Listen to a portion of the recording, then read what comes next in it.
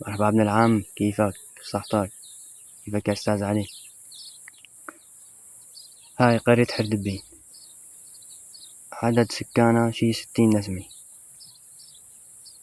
تتبع محافظة اللاذقية ناحية كنسبة، وما بتبعد عنا كتير.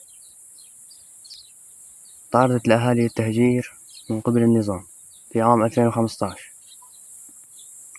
يعمل الأهالي بالزراعة مثل شجر التفاح والخوخ والزيتون. القرية كلها كرد ولا يتكلمون الكردية بسبب سياسة التعريب، وأنا من هاي الضيعة عم ألقي الكلام من ابن هالضيعة هاي. بوجه رسالة لكل الكرد المستعربين: إذا قلت عن نفسك عربي فالعدو ما بيشوفك عربي أبدا، راح تضل بنظره أنت كردي. تحياتي لجميع الكرد أينما كانوا. تحياتي أستاذ علي كولو.